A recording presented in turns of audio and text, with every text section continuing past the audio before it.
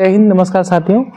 एक बहुत हम इंडियन लोगों के लिए बहुत इंटरेस्टिंग टॉपिक है और थोड़ा सा दुर्भाग्य भी है। अभी कुछ समय पहले जो हम इंडियंस के लिए जो हमारी इंक्रीजमेंट थी, हमारे देश की जो डेवलपिंग थी, वो कुछ ज़्यादा हद तक थी। अभी हम एक शब्द प्रचलन में है विश्वगुरु नाम, इसका कुछ एडजस्ट सेंस नहीं है, लेकिन इसको अगर हम अपने शब्दों में या लोगों के मानसिक स्तर की जो सोच है किस लिए इस शब्द को यूज़ करते हैं उसके इस तरह समझें तो इसका मतलब है भारत को विश्व गुरु बनाने का। तो पूरे दुनिया के 195 कंट्रीज़ हैं ऑल ओवर वर्ल्ड, तो उनमें सबसे पावरफुल अपने आप को स्थापित करना और आत्मनिर्भर बनाना और सभी देशों की आपूर्ति करना और सबके ऊपर अपना पावर जनरेट करना, इसको ही जहाँ तक हम समझ पा रहे हैं इसको विश्व गुरु की उपाधि के रूप में लोग समझते हैं। तो कहीं न कहीं हम बात करें कौन सी कंट्री कितनी पावरफुल है, इसको जानने के लिए उस देश की एक प्रणाली है मापने के लिए, उसको जीडीपी बोलते हैं। जीडीपी का अर्थ अगर देखा जाए तो गुड्स डोमेस्टिक प्रोडक्ट होता है और गुड्स डोमेस्टिक प्रोडक्ट का मतलब होता है सकल घरेलू उत्पाद। यानी कि अगर और एक्सप्लेन करें तो किसी भी कंट्री के अंदर एक साल में, मतलब उस कंट्री में एक साल में जितना भी प्रोडक्शन होता है, कितनी भी चीज़ों का मैन्युफैक्चरिंग होता है, चाहे वो इंडस्ट्रियल एरिया की हो, चाहे वो फार्मिंग की हो, मतलब कुछ भी हो, एक देश के अंदर कोई भी चीज़ की उपज होती है और उसका एक सरकार के द्वारा मूल्यांकन किया जाता है।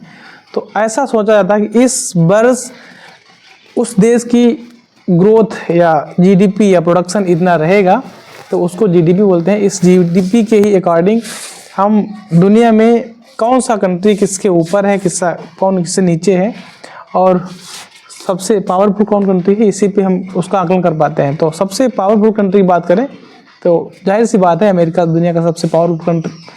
तो अमेरिका दुनिया का सबसे शक्तिशाली देश है।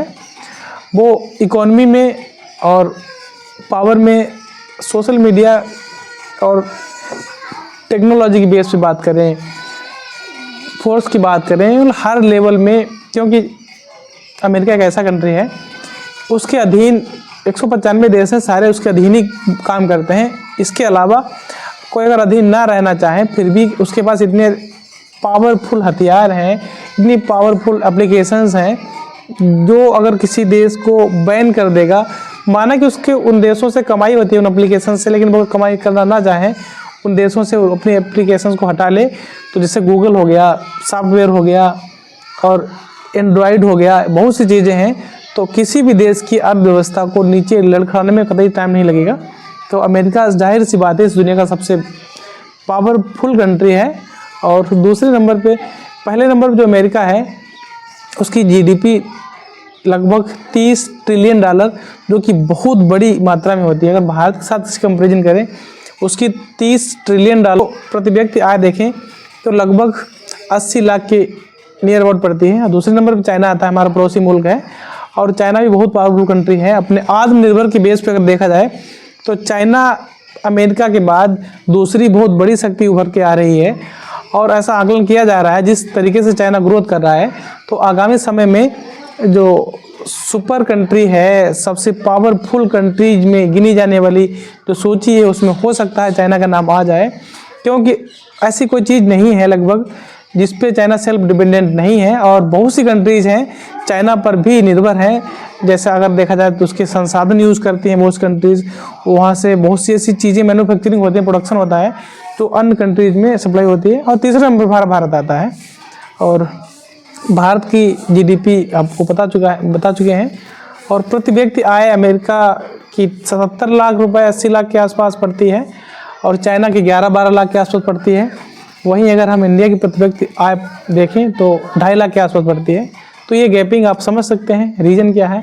आप इंडियन हैं तो आप समझ सकते हैं, और आपके हिसाब से हमको इस चीज़ को चेंज करने के लिए आप समझ सकते हैं और कमेंट में बताएं कि हम क्या गलती कर रहे हैं, क्या ना करें, ताकि हम भी डेवलप